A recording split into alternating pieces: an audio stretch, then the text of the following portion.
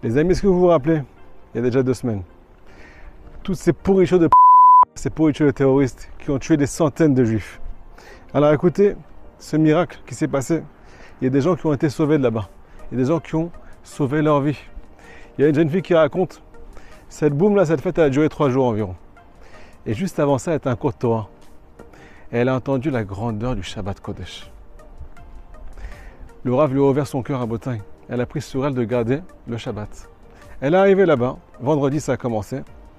Elle est partie juste avant Shabbat, elle s'est rappelée qu'elle a pris sur elle de garder cette mitzvah. Qu'est-ce qui lui a sauvé la vie à Botaï? C'est Shabbat. Deuxième histoire, les amis, qui s'est passée là-bas, juste à côté de Gaza. Il y a un juif qui a été sauvé aussi.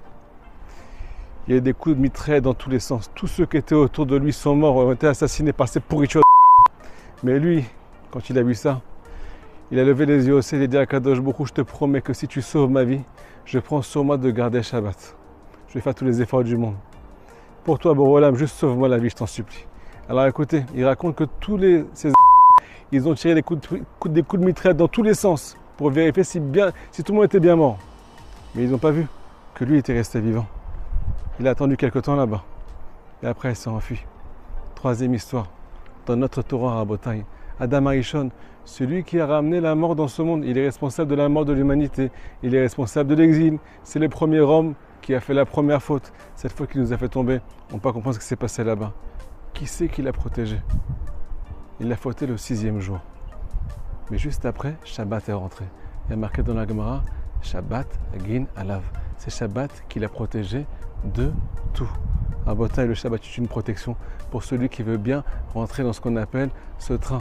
Il y a marqué dans les Sfarim Magdoshim, dans les livres de Kabbalah, que Shabbat c'est Aliyat HaOlamot. Tous les mondes inférieurs retrouvent leur source.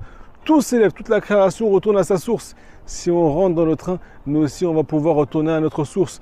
Même si on a fait les fautes les plus graves. Shabbat, nous dit Rabbi Nathan de Breslev, c'est la source du repentir. Celui qui s'attache à Shabbat Kodesh, il va mériter de faire Teshuvah, même s'il a fait les fautes les plus grandes du monde, même s'il a tout cassé, même s'il est responsable de ce qu'on appelle la destruction de l'humanité.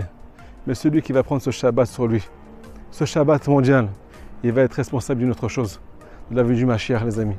Faites passer cette vidéo, je vous en supplie.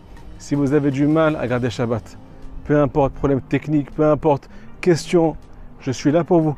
J'attends vos messages, il y a un numéro qui s'affiche ici. S'il vous plaît, je vais me vexer si vous n'envoyez pas vos questions. Je vous embrasse très fort, je vous aime, Shabbat Shalom. À très bientôt.